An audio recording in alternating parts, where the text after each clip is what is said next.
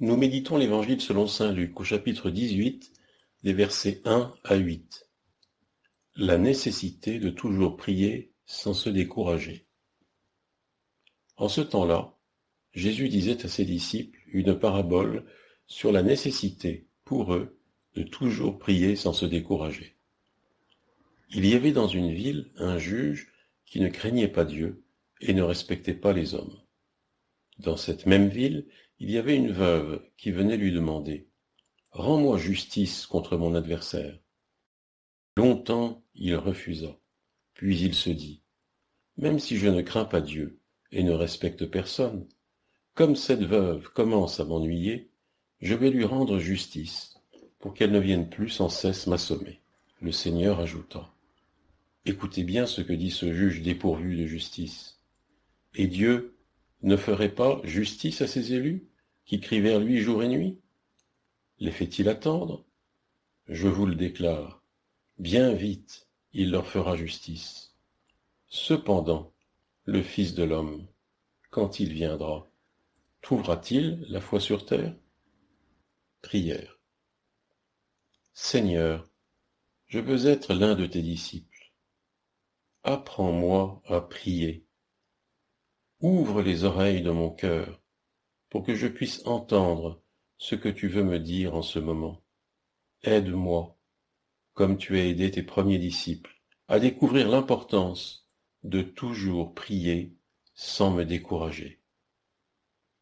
Demande.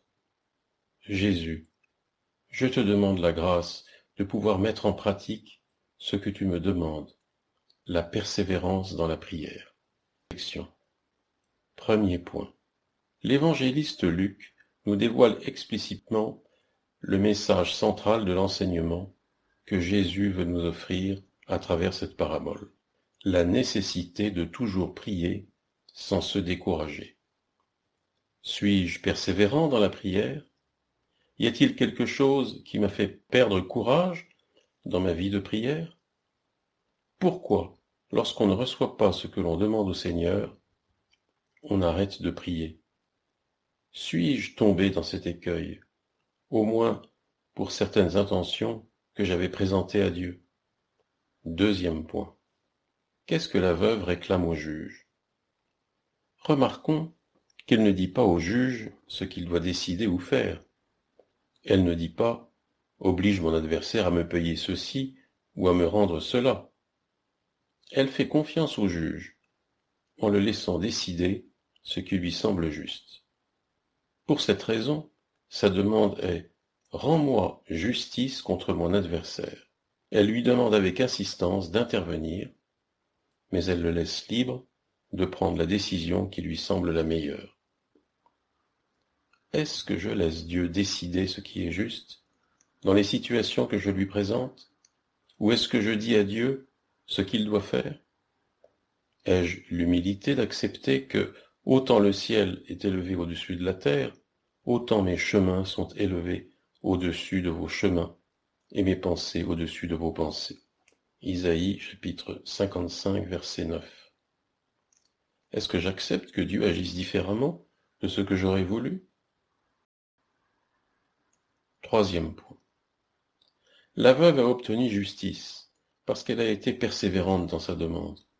Même un juge égoïste, qui ne craint pas Dieu et ne respecte personne, répond à ceux qui demandent avec insistance. Combien plus Dieu le Père, qui nous aime comme ses enfants, répondra à nos demandes si nous crions vers lui jour et nuit. Si nous prions ainsi, Jésus promet que Dieu fera ce qui est juste.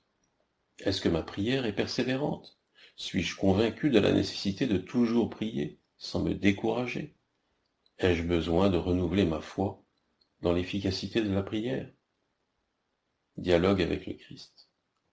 Seigneur Dieu, tu sais, mieux que nous, qu'il y a des situations vraiment injustes dans la vie des hommes. Agis, Seigneur, de la manière qui te semble la plus juste. Éclaire les esprits. Touche le cœur de ceux qui ont besoin de conversion. Soutiens ceux qui se mettent à ton service. Et montre-moi ce que tu veux que je fasse pour t'aider à rendre le monde meilleur autour de moi. Résolution. Je présenterai au Seigneur, avec constance et confiance, les situations qui me semblent injustes.